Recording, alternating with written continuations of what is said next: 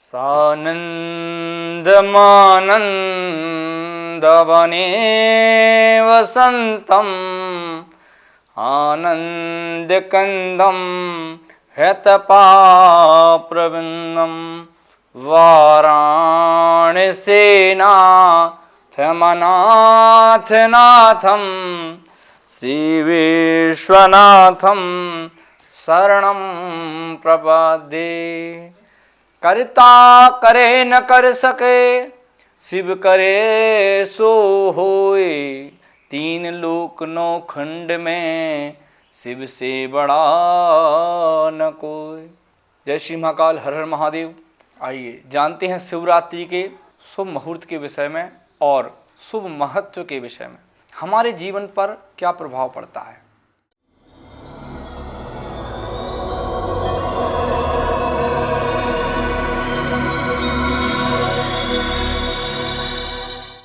शिवरात्रि का महत्व शास्त्रों में बड़ा अद्भुत है। कहते हैं एक वर्ष जैसे 16 सोमवार व्रत होते हैं, 16 सोमवार का व्रत करे कोई, 16 सोमवार व्रत की बड़ी परंपरा है। उत्तम वर की इच्छा से कन्याएं इसको रहती हैं, अपने अभिष्ट फल सिद्धि के लिए 16 सोमवार किया जाता है। तो 16 सोमवार व्रत किए जाएं और एक वर्ष के प्रदोष किए जाएं, क्योंकि माह में 2 प्रदेश पड़ते हैं और 4 सोमवार पड़ते हैं। तो 2 प्रदोष किए, मतलब साल भर के प्रदोष व्रत किए जाएं और इन सब का फल केवल एक दिन आप शिवरात्रि, महाशिवरात्रि के व्रत को रहने से वह फल आपको मिल जाएगा जो 16 सोमवार से रहने से मिलता है। स्त्री पुरुष ये समान रूप से सबको समान फल देने वाला बहुत अति उत्तम व्रत है।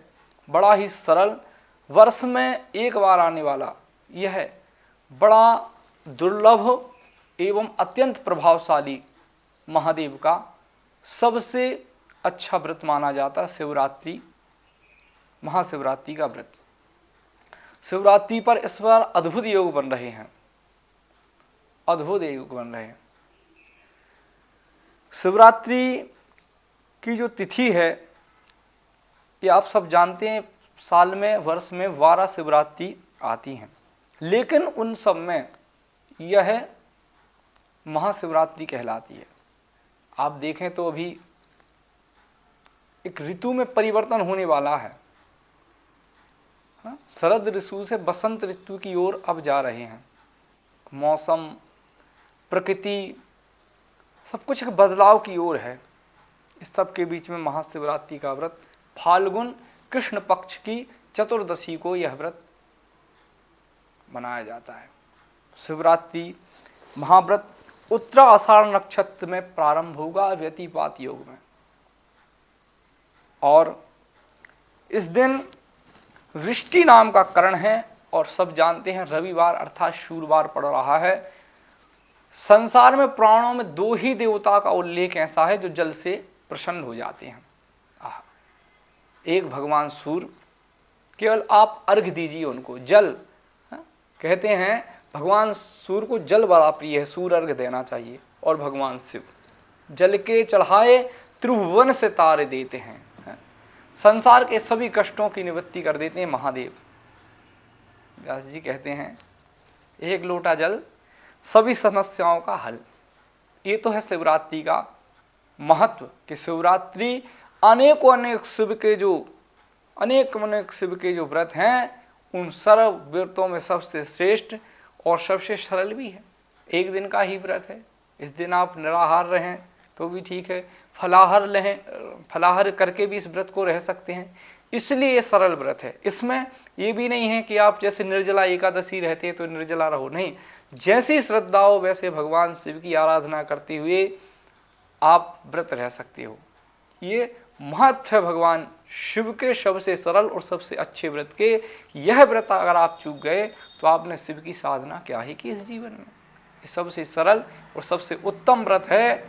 भगवान शिव के भक्त तो ठीक है, वैष्णव हैं, शाक्य हैं या जो भी परंपरा के सभी आचार हैं, सही भगवान की आराधना करते हैं। ऐसे आराध्य महादेव को हम प्रणाम करते हैं। शिवरात्रि का महत्व बंधुओं अनुकरणीय है, इसका वर्णन करना शास्त्र तो कहता है शिव की महिमा का वर्णन करना स्वयं माँ सरस्वती में सामर्थ्य नहीं है। असितिगिरी समस्यात कज्जलम सिंधु पाते सुर तरुवरु शाखा लेखनी पत्र मूर्वी लिखत यदि गृहत्वा शारदा सर्वकालम तदप तब गुणानाम मीस पारम ने आती। महादेव का वर्णन करना तो उस प्रकार है जैसे संसार के वृक्षों को समुद्र में डालकर स्याही बनाई जाए और उसको स्वयं विद्या की देवी माँ सरस्वती संसार में जितनी भूमि है इसको पेज बना ले, काफी का पन्ना, और उस पर माँ स्वयं विद्या की देवी सरस्वती अगर भगवान की महिमा शिव की लिखेंगी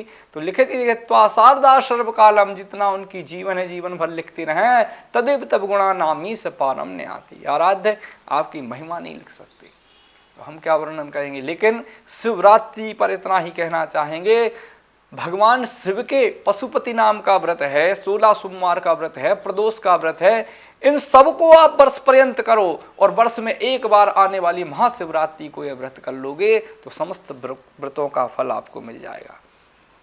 आगे चलते हैं तो इस दिन योग क्या बन रहे हैं। पंच महापुरुष योगों में सर्वश्रेष्ठ योग बन रहा है बंधुओं, क्योंकि आज की इस जीवन में सबको लक्ष्मी जी चाहिए।